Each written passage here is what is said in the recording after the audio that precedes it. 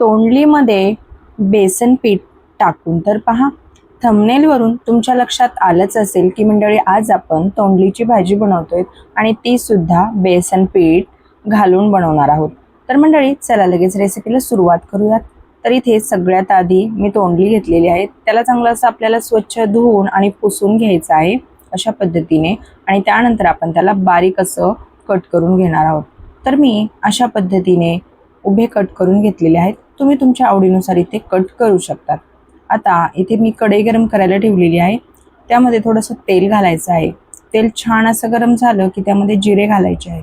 जिरे छान फुलले की त्यामध्ये लसण घालायचं आहे.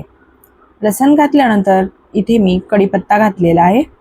कढीपत्ता घातल्यानंतर इथे आपल्याला बारीक कट केलेला कांदा घालायचा आहे. कांदा घातल्यानंतर याला चांगलं असं आपल्याला 2 ते 3 मिनिटासाठी कांद्याला छान असं परतून घ्यायचं आहे. गॅसची फ्लेम आपल्याला लोच ठेवायची आहे. आणि आता यामध्ये थोडीशी हळद घालायची आहे.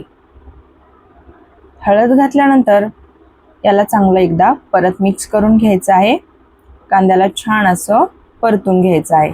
आता कांदा छान परतला की यामध्ये आपल्याला सर्व तोंडली कट केलेली ॲड करायची आहे अशा पद्धतीने. आता याला आपण चांगलं असं मिक्स करून घेणार आहोत.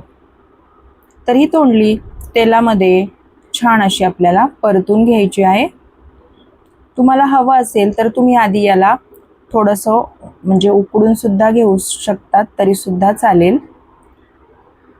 यामध्ये मी आता चवीनुसार मीठ सुद्धा घातलेलं आहे. आता मीठ घातल्यानंतर याला चांगलं असं परतून घ्यायचं आहे. आता हे सगळं मिक्स केलेलं आहे आपण, आणि याला 1-2 मिनिटाची वाफ काढून घ्यायचं आहे.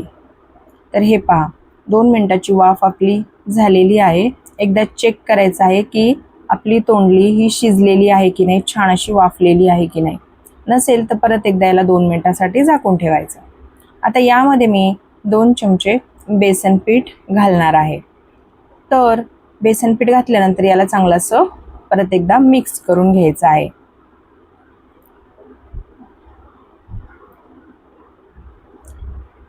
छान असं याला आपण मिक्स करून घेणार आहोत, जेणेकरून हे बेसन पीठ चांगलं तोंडलीला सगळीकडे लागल्या जाईल आणि ते छान असं भाजल्या पण येईल.